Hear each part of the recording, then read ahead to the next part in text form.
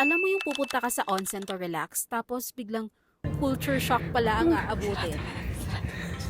Kaya share ko na. Here's what Filipinos usually don't know about Japanese onsen etiquette.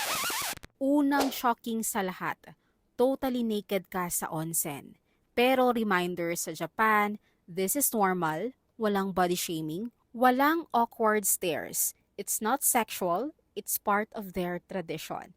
Kaya breathe in, relax, everyone minds their own business. 2. Ito yung mas hindi alam ng marami. Maghuhugas ka muna ng buong katawan bago pumasok sa hot spring.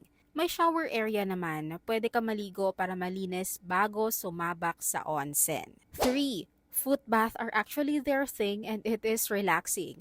You can enjoy the relaxing foot bath dito sa rooftop with a stunning view of Tokyo. Plus, you get to wear yukata while walking around the onsen place. Super cozy and part to ng full Japanese experience ha. Kaya keep all the areas clean kasi lahat kayo nakapaalang dito. 4. Long hair, you need to tie it up.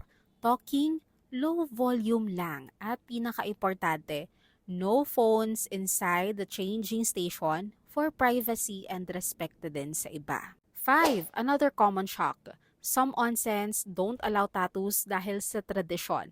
Pero don't worry, may mga tattoo-friendly options and private bath options naman sila. Lastly, if you want a hassle-free, beginner-friendly onsen experience sa Tokyo, you can try Toyoso Manyo Club. Super relaxing, rooftop views, and very foreigner-friendly. Pwede mo siyang i-book sa Klook. And if you're booking, use my discount code KLOOKGG for additional 5% off in all of your Klook bookings. Activities, stores, transportations, eSIM, lahat-lahat.